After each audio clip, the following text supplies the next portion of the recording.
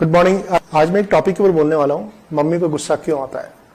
आइए एक सिचुएशन को विजुलाइज करने की कोशिश करते हैं कि आपका बच्चा पहली दूसरी क्लास से लेकर 10वीं क्लास तक किसी स्कूल में पढ़ता है एंड जब वो स्कूल से आता है तो घर पे जब वो आता है तो किस तरह का माहौल होता है और आप उससे क्या एक्सपेक्ट कर रही होती है। जनरली जब बच्चा स्कूल से आ रहा होता है तो बड़ा थका हारा सा आता है, एक कोने में अपना बैग फेंक देता है, फिर धम से सोफे पे बैठ जाता है या पलंग पे लेट जाता है।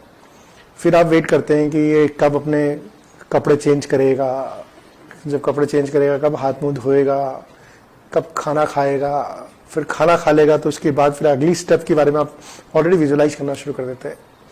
आप उससे कुछ कह नहीं रहे होते हैं पर उसको बहुत क्लोजली ऑब्जर्व कर रहे होते हैं। अब वो बच्चा ऐसा है जो सोफे पे बैठा हुआ ही है, पलंग पे लेटा हुआ ही है। अगर उसको खेलने के लिए बोल दिया जाए या टीवी देखने के लिए बोल दिया जाए या उसको बाहर बोला जाए कि चलो मैकडॉनल्ड में जाके बर्गर खा के आते हैं तो 5 मिनट में तैयार हो जाए, वहां उसको जूते खोलने में या शूज खोलने में या ड्रेस चेंज करने में आधा घंटा लग रहा है। कई बार तो बच्चे को लेस खोलने में 15 मिनट लग जाते हैं क्योंकि उसको मालूम है कि जैसे ही मैंने लेस खोलूंगा वैसे ही मम्मी एक्सपेक्ट करेगी कि मुझे अगला काम भी करना है। तो बहुत आराम से कर रहा होता है, कोई जल्दी नहीं, और आपको बहुत जल्दी हो रही होती है। आप उसको कंट्रोल कर रहे हैं, अपने आप को बोल नहीं रहे, लेकिन वो बच्चे को भी समझ में आ रहा है कि आप चाहते हैं कि आप जल्दी से जल्दी करें। अब क्या हो रहा है कि वो बिल्डअप होना शुरू हो रहा है आपके अंदर। बच्चा ना आपकी मजे ले रहा है, वो आपको एक तरह से ना अनइंटेंशनली इरिटेट कर रहा है, और या फिर आप खुद इरिटेट हो रही है बच्चे के एक्शंस देख के। अब बच्चा जैसे तैसे करके उसने अपने शूज खोल दिए है ना, यूनिफॉर्म चेंज कर दी, नॉर्मल कपड़े पहन लिया, उसमें उसने बहुत आराम से समय लगाएगा, आधा घंटा लगा दिया, कई बार पौन घंटा लगा दिया। अब आप वेट कर रहे हैं कि चलो बच्चा कब खाना खाए, बिकॉज ऑब्वियसली आप चाहते हैं कि वो खाना खाए तब जाके अगला प्रोग्राम शुरू करें। पर अब बच्चा खाना खाने बैठा हुआ है। अब खाना या तो वो टीवी चला लिया उसने या टीवी नहीं भी चलाया तो वैसे खाना खा रहा है, तो बहुत आराम से खा रहा है। जहां वो मतलब अगर स्कूल में ब्रेकफास्ट करना होगा तो 10 मिनट में कर लेगा, लेकिन आधा घंटा, पौन घंटा, 1 घंटा लगा दिया उसने। बहुत धीरे धीरे खा रहा है, पता नहीं क्या सोच में पड़ा हुआ है। अब आप उसके सामने बैठी हुई हैं कि भाई जल्दी से खा, बोल नहीं रहे हैं, आप चुपचाप देख रहे हो सिचुएशन को, जल्दी जल्दी खाने का आप इंतजार कर रहे हैं बिकॉज आपके दिमाग में अगला टारगेट फिक्स है कि अगर ये सब कुछ कर लेगा तो मैं उसको पढ़ाऊंगी। लेकिन बच्चा चाहता है कि उसको डिले करे कम से कम।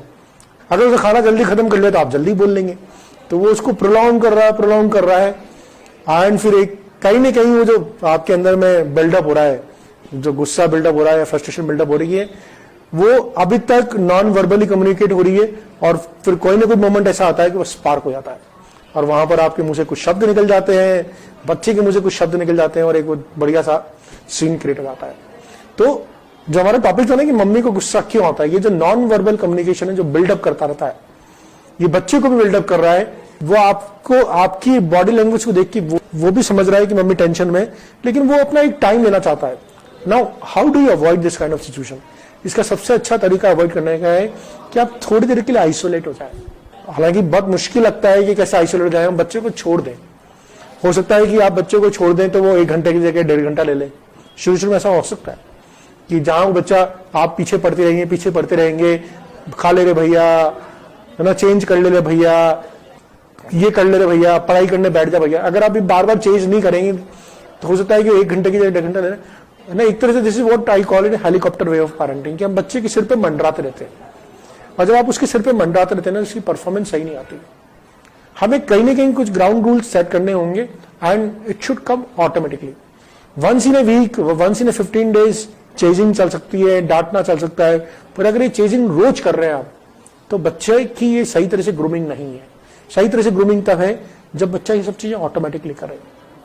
और हमें कहीं ना कहीं बात करके, मोटिवेट करके या कई बार स्कोल्डिंग करके उसको उस लेवल पे लाना पड़ेगा कि वो अपने आप करने की आदत डाले।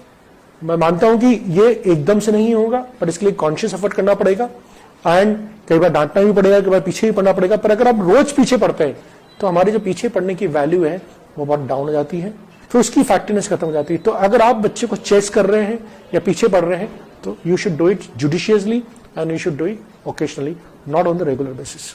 Thank you.